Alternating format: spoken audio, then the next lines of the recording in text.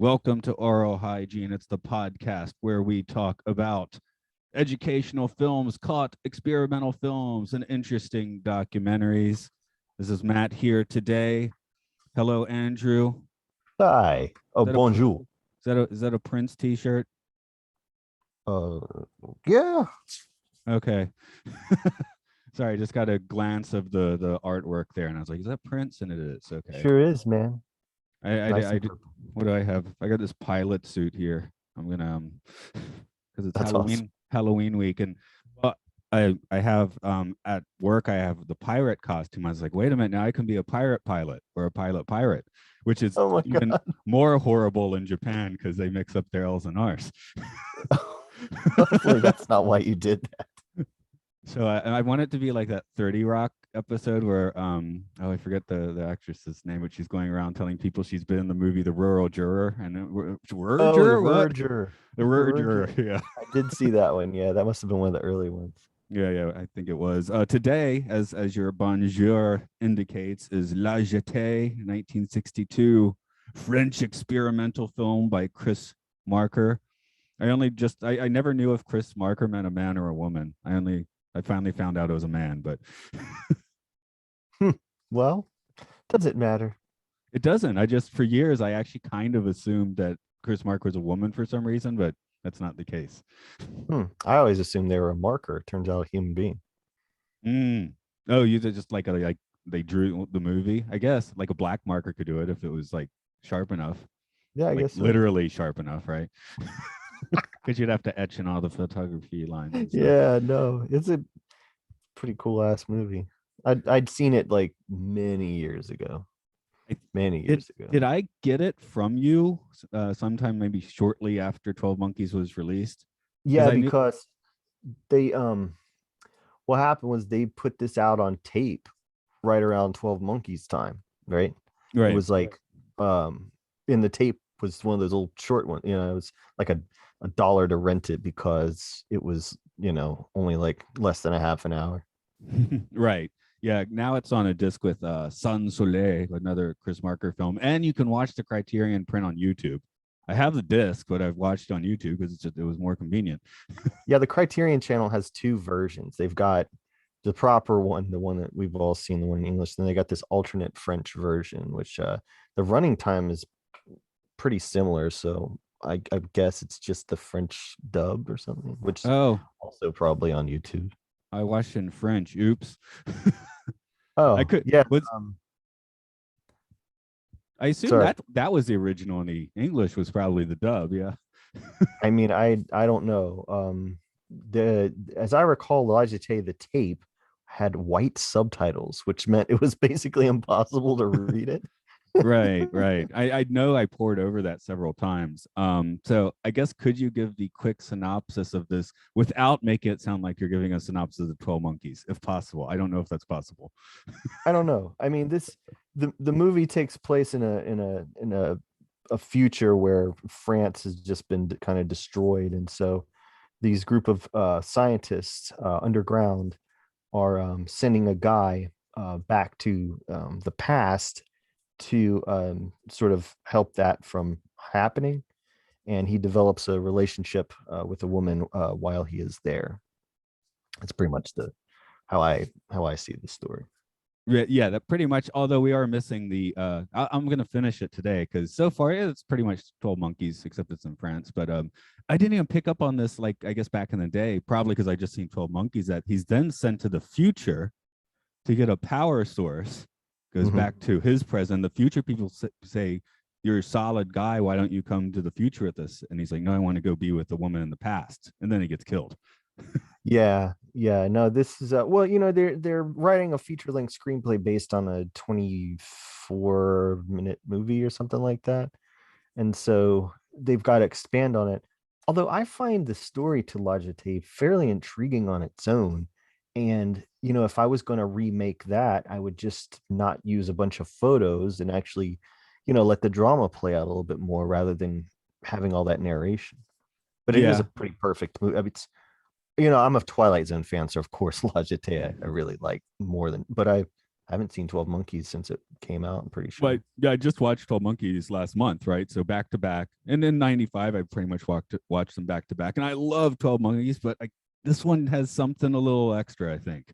No, it does. Just, I think I may have just revealed that early. This is my preferred version of this story. yeah, yeah. I mean, again, 12 Monkeys is more like a movie I guess you'd watch with people. Where this one is like you alone late at night, getting your mind blown like every time. Yeah, yeah. No, um, I do think of it as like a, you know, sort of a, yeah, a pre-Twilight Zone or something like that, you yeah. know.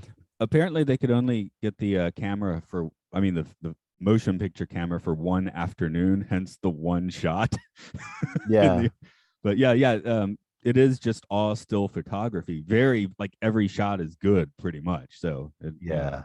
it's fantastic stuff. So but yeah, one thing, because we did 12 Monkeys for the other podcast, right? We actually brought on like a virologist to talk about it. Mhm. Because that's the big thing. It's clearly a nuclear destruction Yeah, in this one. So um that's a big difference, because we're like, oh, these apocalypse films are always like nuclear destruction, which in 1962 I guess it still was. So yeah, yeah. There was nobody was thinking virus back then. You know, they right. just were on the coattails of the atomic age.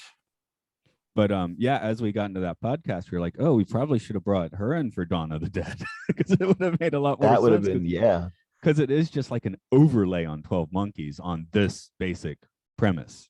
mhm. Yeah. um And gosh, I would love to hear a virologist talk about Dawn of the Dead instead but of whatever jagoff you had on there instead. well, you had the stone guy, right? Um, yeah, Luke was like I kept making points, and then that would sound kind of coherent, but then I trail off, and one of you two would like finish it. That's right. Oh, I need to download that one. Yeah, so that's kind of fun. But yeah, so there's that. The other one is where the future, present, and the Gilliam one is very Gilliam and nihilistic, which that phase is also the same in this one, where like maybe even worse, because they're just like murderous and his present. But then they have this distant future where everyone's like enlightened and has like Hindu symbols attached to their third eyes and stuff. Well, I mean, Terry Gilliam's gonna make his movie. You know, it's gonna still be a, when it all shakes out, a Terry Gilliam film. Yeah, but here we have the idyllic past, the post-apocalyptic horror present, and a pristine future somewhere out in the future. Yeah. No, it's really constructed in a very Serling kind of way, I feel like, to where it's like, oh, the thing you were thinking was going to be the thing is not the thing. And that, you know, because I don't know. The first time you saw it, did you know that was him that got killed? I mean, I don't remember how 12 Monkeys was, if it was fairly plain. Because didn't Bruce Willis wear like some sort of a disguise? Yeah, He have like longish dark hair or something.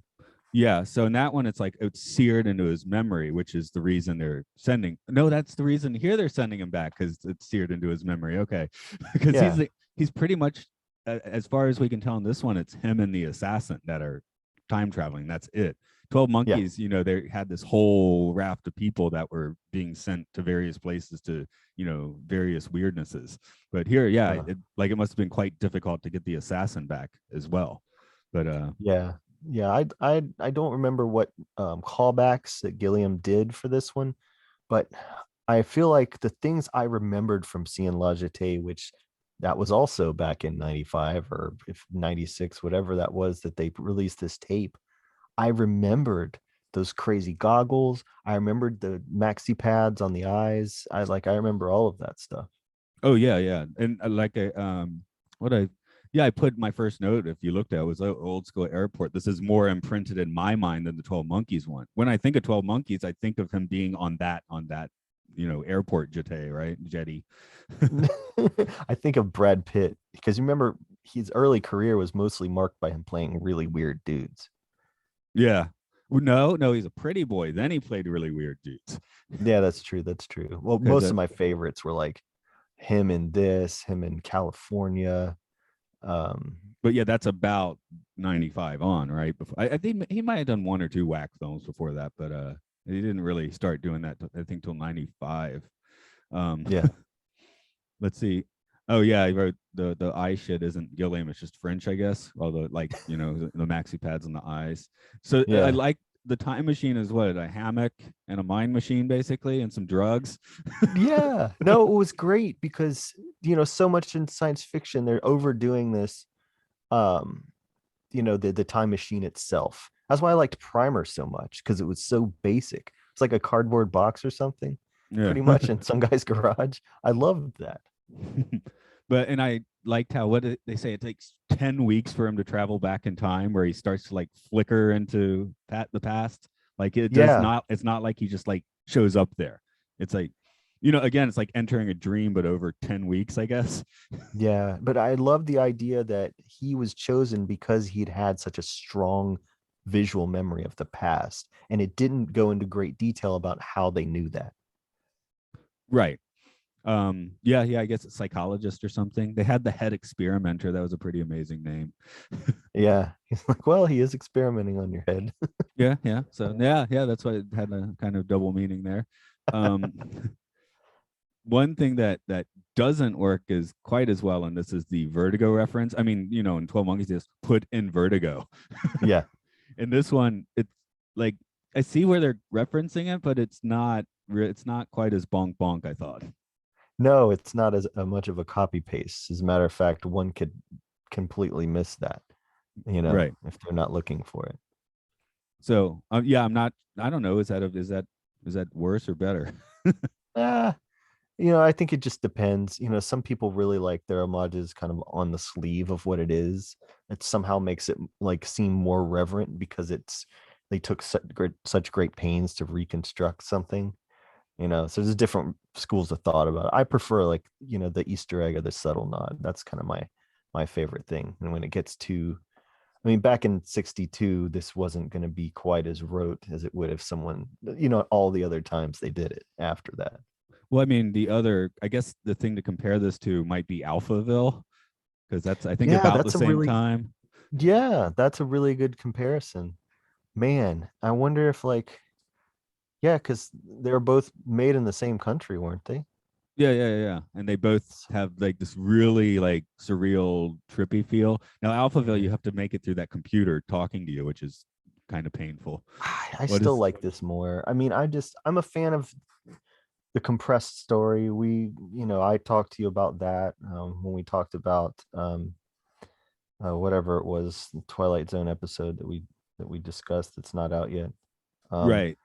but I just love the economy of storytelling, and it's even more so here because it's a series of photos. So Logitech can be taken apart, as a science fiction picture, a time travel picture, but also I think just as an experimental film. I mean, it's like you said, there was a reason why it's photos and not moving. But the way it's shot, they say to cinematographers, make everything look like a photograph. Like, treat every setup like a photo, compose it like a photo. And here they literally have to. Right. And so I think it's a work of art, even if it wasn't so interesting, such a great sci-fi story.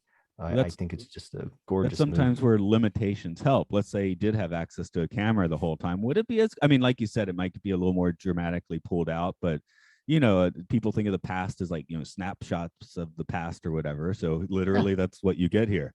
No, and I'm sure that's how I explained it to people that were like, "Hey, it's all pictures." And well, if you think about it, memories and photographs, and him having an image burned. I mean, the shot of the woman standing there, that he remembers as a kid. I don't think it would have been. I don't think it would have worked as well if it was a moving image. It's She's the just only one a that eventually gets a moving image. yeah. No, but that was great. That was really awesome. You've It, spoiled it. ah, it's only 2 seconds of time. But no, we already told people the plot. It's already spoiled, man. True. Plus, 12 Monkeys has been out for so long. If you've not seen Logitech, it's worth, 20 some odd minutes of your time. Yeah, I don't think I would have liked it as much if it had been drawn out because it would have been longer. there's no way that if they'd done this, if they'd shot this like a proper film, that it would have been this short. And I love it because it is short. Like everything counts. Right. One when I was trying to figure out if Chris Marker is male or female, I came across a an observation on this film, and I'm not even sure if they came to a conclusion, but what do you think? Maybe it's a second or third trip they go to a museum, right? Yeah. And it's all like stuffed giraffes and taxidermy and stuff. It's like, why Mhm. didn't they go to a zoo? They went to Probably a because, museum where you see a bunch of dead animals, right? Where yeah, they could have gone to especially for him, it's like maybe he doesn't even understand the idea that these things were living or something. yeah. No, I think it fits, with the, like, if they were to take a car together, I'd want it to be stuck in traffic. You know what I Yeah. mean? Well, that's So what I'm I think getting it, at. It's just like it is a good choice, but when you start thinking about it, that was an interesting choice to make. yeah, I mean, there's so many things that sometimes happen, like you said, just, through because that's the best way, that's the only way they had to do it. So the limitations create this creative situation that a brilliant mind can then kind of make work even better than it would have. They always say, like, if you had millions of dollars to throw at something, then it's never going to be as creative as it is when you don't have those millions to throw at it. Right. Another thing in 12 Monkeys, the romantic relationship is really weird. Like like it doesn't make sense. And then Bruce Willis does a lot of his like mid 90s cringy stuff. and I don't the, know what I seriously don't even remember much of 12 Monkeys at all. I went to see it and I own the tape, but there's a scene where he goes to kiss the doctor in a manner similar to the Fifth Element Lilu thing, if okay, you remember that. So that I've seen because a billion times. Yeah. yeah, so it had a similar scene of Bruce Willis making unwanted advances. But going back to this 1962 French film, where you'd expect more unwanted advances like that, it actually is a more romantic relationship. Yeah. Oh, I love that. And that's a great point. He plays it so cool. Like it's really kind of very sort of innocent feeling. Yeah, At one point he says that she calls him her ghost because he just sort of appears and disappears, depending on when he's going back in time. And I think, like, the whole way it feels kind of plays to that, because in a still moment he can be there, and then in the next moment he can be gone. because they're not being chased or anything. He actually is just going back and having a relationship with this woman, right? Well, And dude, that would be what I would do, man, because the future blows. right. That's what I'm saying. In 12 Monkeys, he's been driven so mad by time travel, he goes around drooling on himself and kidnaps her. Yeah. So it's like, why is that going to turn into a romantic relationship? I mean, other than Stockholm syndrome, which might be the case in that case, but it's not the case here. These are two people that have actually made a connection through like weird sci-fi time travel. Yeah, no, it's like really kind of boiled down, and I think better because of that. Because, well, think of it this way: you just use the word cringy on 12 Monkeys, but La Jetée has retained its power and its brilliance so far longer. I mean, I don't find any real fault in La Jetée like that. I mean, it's it kind of can't be. There's not enough there. Yeah. Um, this is almost neither here nor there, but the T-shirt he's wearing when he gets killed at the end. Did you notice that? Kind of like me noticing your Prince T-shirt. Uh, I remember him having this T-shirt, and I remember that pose. Which, didn't they try to recreate that pose in 12 Monkeys, I'm pretty sure. I where he mean, kind of yeah, like flays back with the arms out? yeah, But no, yeah. I don't remember what shirt that he was wearing. What was it? I don't either. I was just like kind of surprised to see like that kind of print T-shirt in 1962. Oh, graphic tee. At one point I think I was trying to read it and I couldn't. Mm. Yeah, it So I might have don't been know. But French. you're I don't right know. though. It wasn't what was on it. He's wearing a graphic tee in 1962, and I guess I don't really know when they started doing those, but I don't know. I mean, figure every little league softball tournament was still having T-shirts. Right? yeah, I'm every just yeah, exactly. I'm every just frat party had a T-shirt. That's probably just an eternal thing. I was thinking of movies and things. When do we really start seeing T-shirts? You know, some of the God, hippie films they got like the striped T-shirts, right? You know, I yeah, feel like we start seeing the print ones in the 70s. probably, yeah, yeah. Gosh, someone in like fashion school probably did a paper on that. You know? So I'm bouncing back to your ghost thing, right? Where she calls him a ghost. I did notice in my notes I wrote before that this movie makes his lady a bit of a specter, like Yeah. the other way around, like from his, because we are getting his perspective. So she's just as much a ghost from his perspective as he is from hers, really.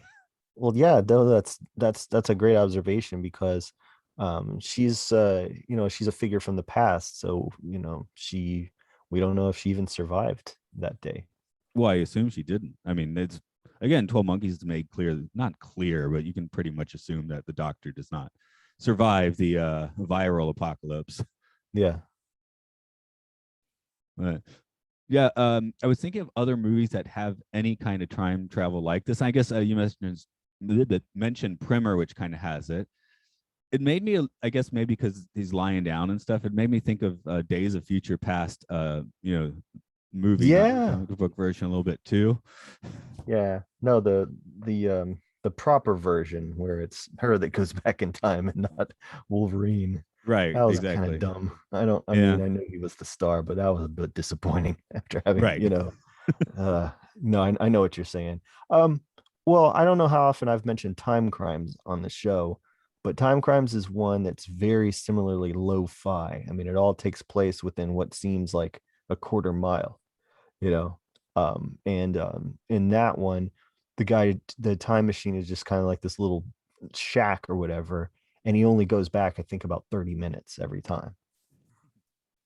I didn't realize he's existed until last Wednesday, so I just watched the 2015 Netflix with Bob and David, Mr. Show sort of things. Mhm.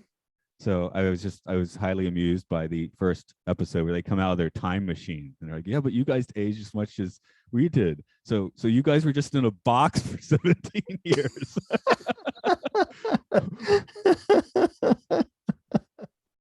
Yeah, I've got a time travel script, but it's, we obviously have our original time travel films of our own to contend with in terms of like, the legacy. So I've Yeah. really got to think, well, how I'm up against Got the Time in terms of time travel and continuity. We were our hybrid Back to the Future Terminator. I guess this would be a similarly a smelly version of time travel. Yeah, Yeah, because he's probably there definitely. like crapping himself the whole time. That's how you travel through time. You're crapping yourself. the, You get to the past and they're like, yeah, this guy's from the future smelling. the, the other one I like sketch comedy wise is the Upright Citizens Brigade, where it's at a party and the guy's like, "Don't you want to come to my time machine?" And he keeps coming out. He's like in like S&M gear or something. You tricked me. My favorite time travel movies, now that I think of it, is the Happy Death Day movies. Have you heard of these? I have not. Yeah, they're compared to Groundhog Day because the person keeps experiencing the same day, but you really got to watch them both because in the second one they find out why it was happening to her, and it's a really more of a real genius type movie. So they're like they're like slasher sci-fi comedies.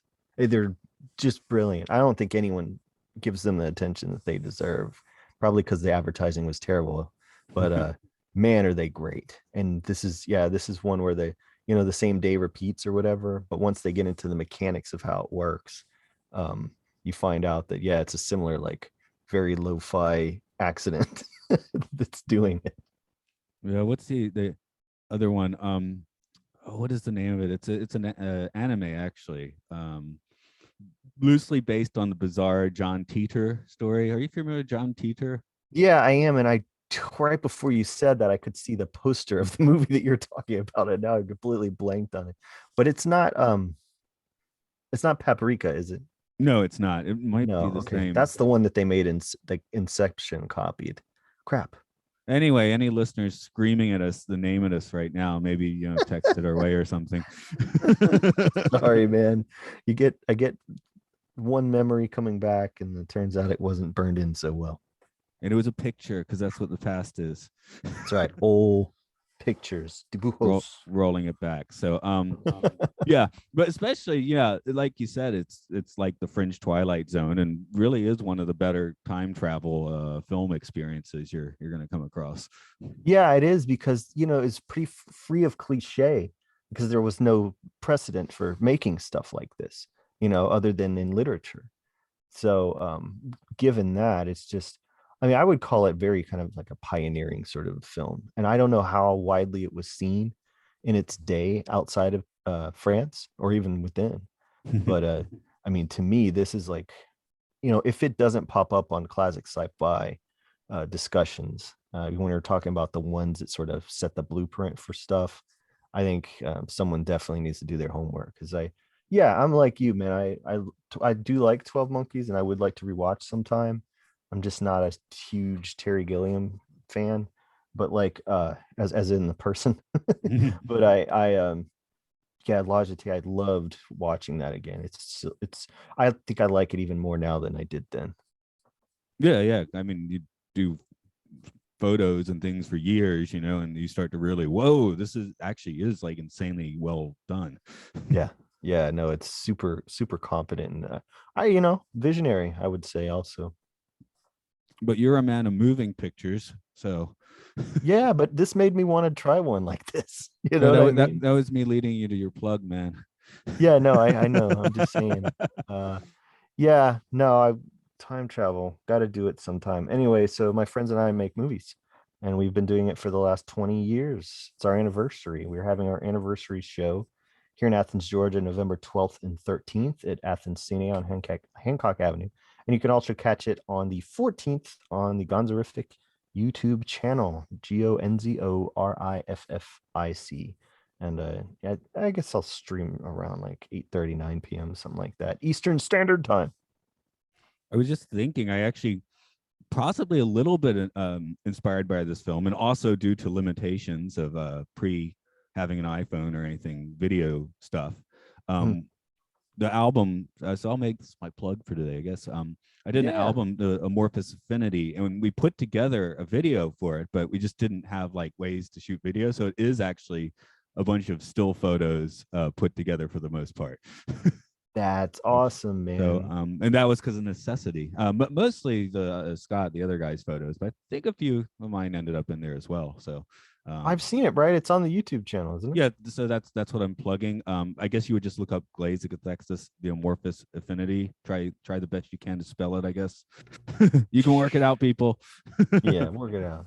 This is Aural Hygiene. We are on Facebook. We're on Twitter. You're listening to us on whatever podcast thing you listen to. So keep on listening and send us some comments. So I have been getting a few more comments in recently, so that's kind of cool. Okay, so are you ready to lie in a hammock for 10 weeks with maxi pads on your eyelids to go back to the future? Shit, that's the way I want to do it. That's how Doc Brown should have done it. I mean, he was supposed to be crazy. Doo-doo Brown.